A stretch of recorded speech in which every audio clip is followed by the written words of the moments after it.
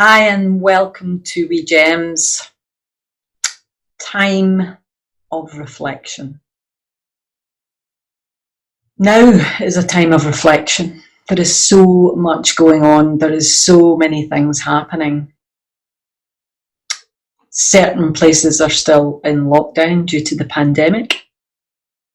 Certain places are in uproar and turmoil.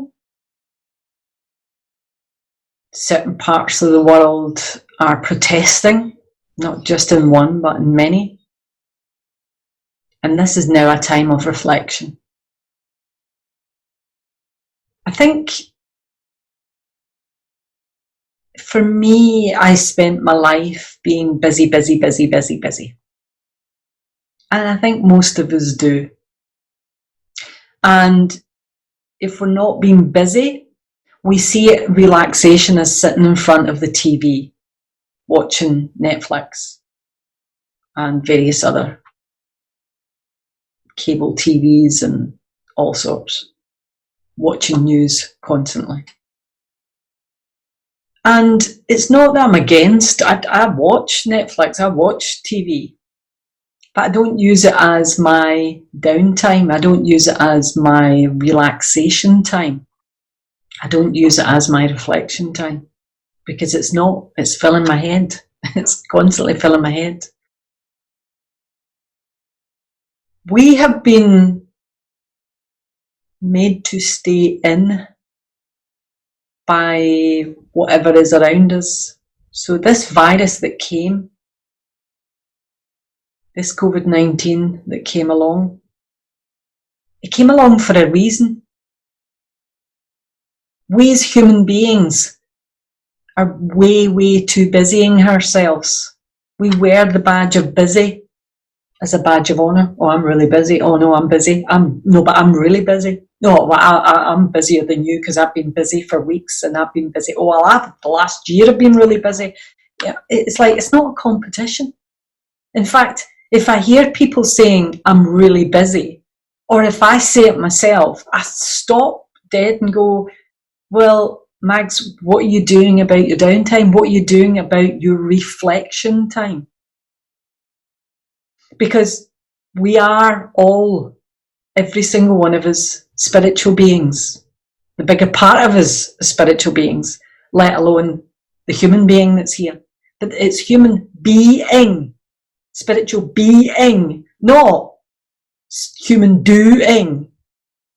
So we fill our life up with doing things. And we've all been put into isolation and lockdown and this to take time to reflect. And yet many people are refusing to go there on that. And that doesn't bode well for you as an individual if that's what you have decided to do. Because sticking your head in the sand isn't going to help any. If on the other hand you've taken time for yourself, taken time to look at what are we doing as a human race to the law of nature. The law of nature is way more powerful than us.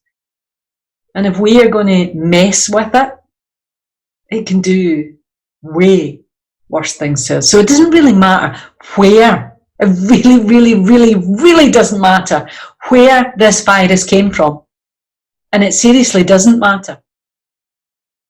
Because it's here to help us to grow.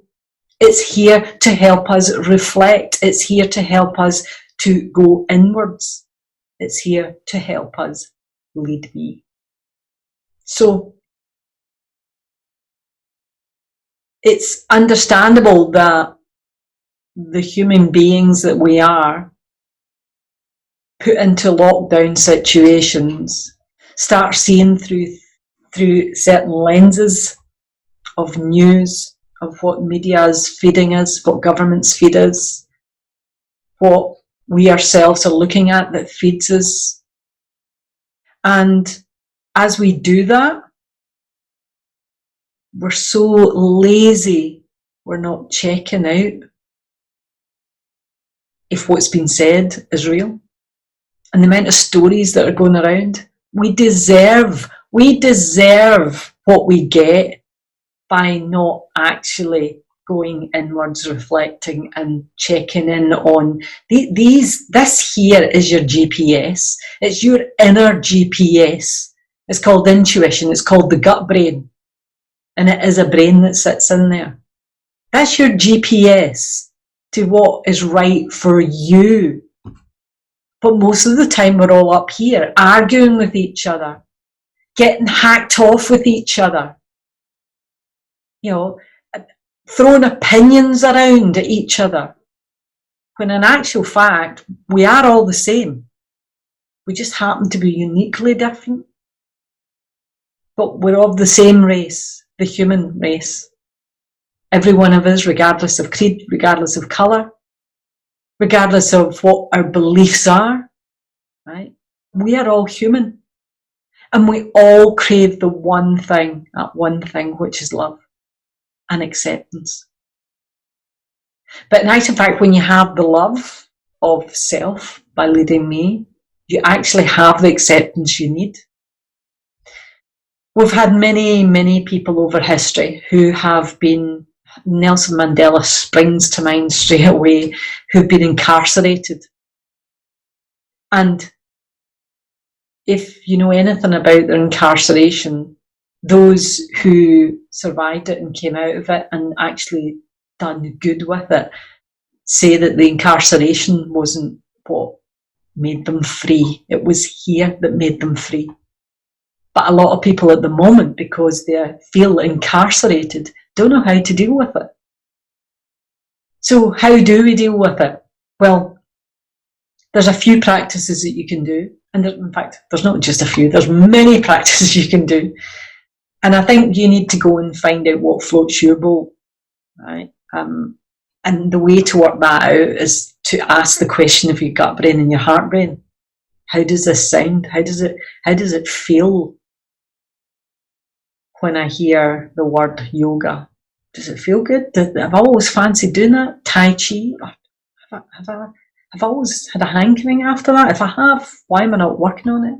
Meditation? Oh yeah. I've always fancied doing it, but my mind rushes. So we tell ourselves the story to stop ourselves from going there. All I'm asking you to do is stay out of the head brain and go down here. When you feel what the answer is, not ask and find out the words of the answer. That's just all head stuff. That's just all ego stuff to keep you away from the things that you keep, stories you keep telling yourself. Go down here and feel what's good for you. For many, many years, I always fancied doing all sorts of things, but my ego would stop me from doing all of them. But one thing that I always really wanted to do was meditation, but would tell myself the story time and time again. Yeah, but I can't keep my head from chattering, and it's so busy in there. Back to the busy one. Badge, busy. So busy, and I don't have the time. That was the other. I don't have time for that. I really don't. Well, you need to make time for you. And at the moment, you have no excuse. There is no excuses. The time is yours to grasp. The virus and the universe have given you this time. If you believe in gods of whatever creed, God has actually given you this time to reflect. Some people use prayer. But I can tell you, if it's just rote prayer that you just say over and over and you don't mean any of it, it's not going to do anything. But if you're in prayer and you really, really go there, that will make a big difference. So for me, it was always meditation. I really, really fancied doing meditation, but always talked myself out of it with the stories I had. And then I started to go to a group and they were doing some meditation. And being a control freak that I am, it's a bit like an addiction. Control, I don't think it ever goes. But I am able to control my thoughts way better than I ever did. But as a control freak in those days, because of course the reason I wouldn't do it is because I couldn't stop my mind. But it never dawned on me before I started meditating that meditation is a practice, just like everything else we do in life. Unless we practice it on a daily basis or on a regular basis. So for me at the beginning, it was, once a week. And I'd practice this meditation. And the group I was sitting with were wonderful, because the leader of the group, Jennifer, would say, it doesn't matter what comes up. Your head will bring things up, but just focus back on your breath. And I was like, all right. Because you see, I went in to be perfect at it from the beginning. Because I couldn't be perfect at it, then I can't do it. That ring a bell? So I wouldn't even try it, because I knew I couldn't do it the way I should be doing it. But I didn't know how I should be doing it. So it's nuts.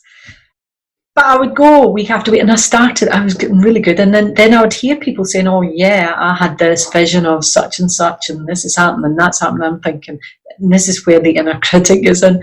I'm thinking, oh God, I never had any of that. Oh God, I must be doing this wrong. There is no right and wrong. And I'm sitting there, and I remember Jennifer saying, anybody want to see? I was, well, I just get, it's like, I sometimes see, I see colours. So I see some colours, and I'll concentrate on the colours, and then it sort of goes like, there's nothing else. But the thing I like is like my body. It's like I know my body is there. I know my hands are on my lap, but I can't actually feel them. It's like the whole body's numb. And she said, that's it. And I went, that's what? And she said, that's the feel that you're trying to get. I went, all right. All right. And I said to her afterwards, I was thinking I had to do with all these other people. She said, Max, it doesn't matter about other people. But you're trying to clear your head and make it just receive. And you did. And I went, oh my God, yeah. I kept going on about the things that would come up and how to quieten the mind. And when I quietened it, I was too busy thinking all these people had all these other things happening, right? So the comparison was just stupidity on my part. But when she said what she said, it was like, oh my God, I get it. And actually, that's why I really love the feeling. A number of years later, after going to this little satsang group, and it was wonderful, I came across a girl who had done something called Vipassana.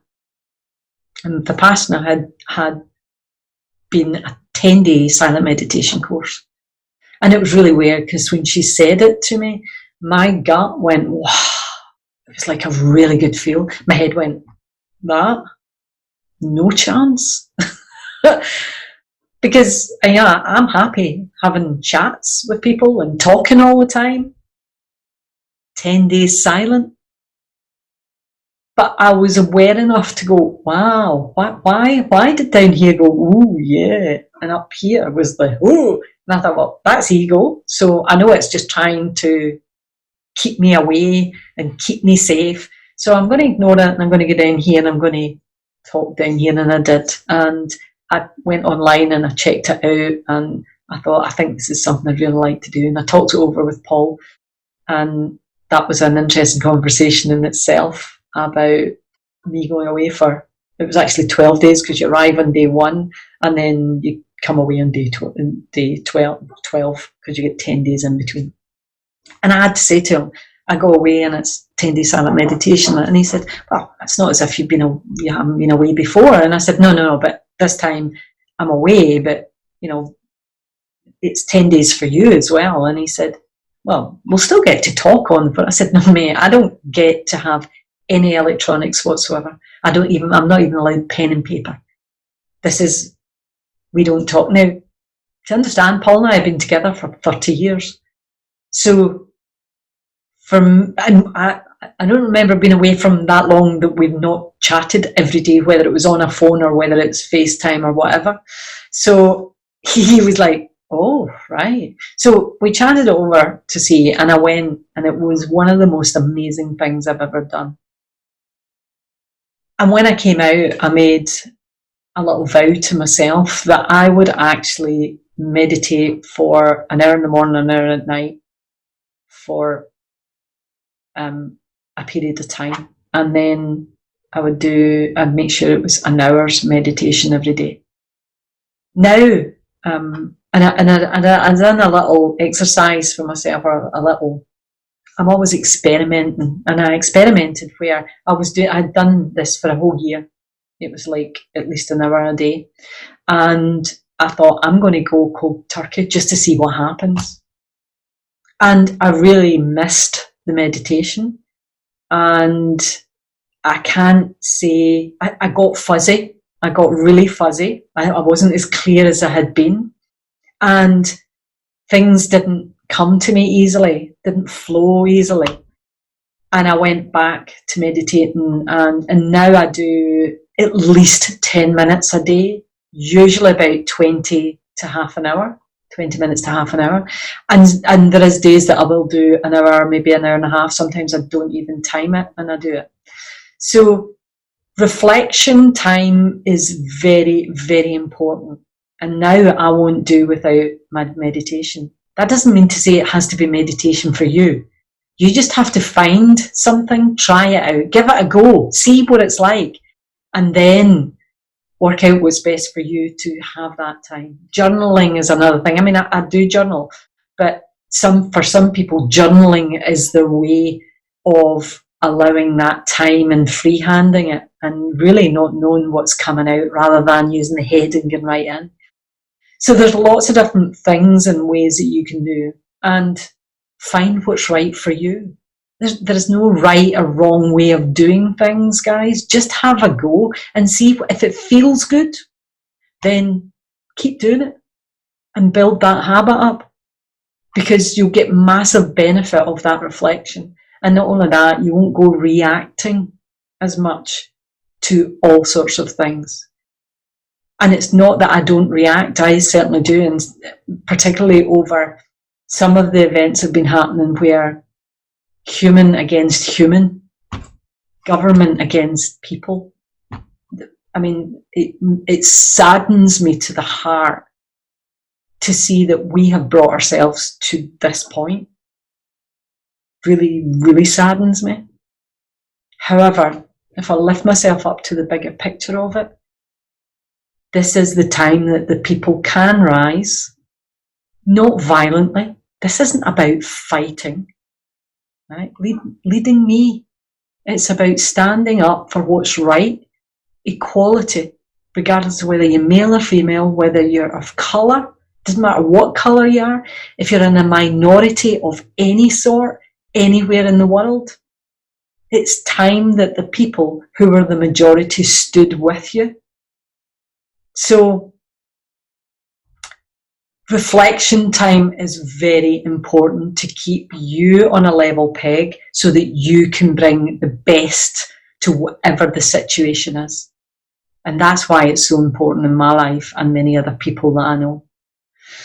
So, we have the opportunity to work collectively, to bring love into this world collectively. And by God, do we need that right now? Out of chaos comes order.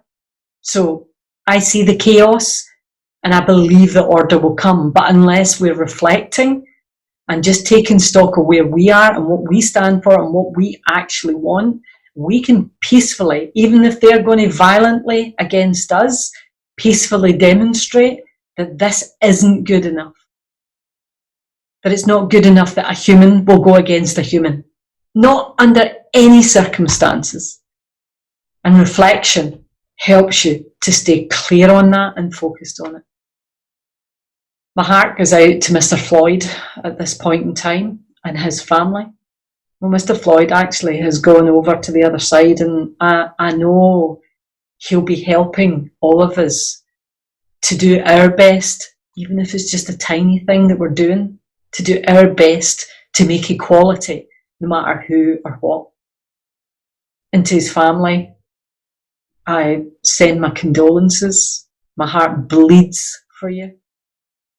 And I know that we can all come together and be as one, but we need to reflect, and we need to take our time, and we need to think. And I don't mean take our time before we mobilise. I mean we need to take a bit of time for us so that we can actually do good in this world and bring love to this world. Because it's that will get us through, not the fear. So, for me, for now, stay true and stay you, and keep bringing out your brilliance to shine on others. I'll see you soon. If you're loving this sort of stuff, then subscribe to the channel. Chat away, like it, put the thumbs up on it, and put your comments below. If there's anything you want me to discuss on this sort of line, then again, pop it below and I'll come back to you. And I'll maybe even do a wee video for you. I'll see you soon. Bye for now.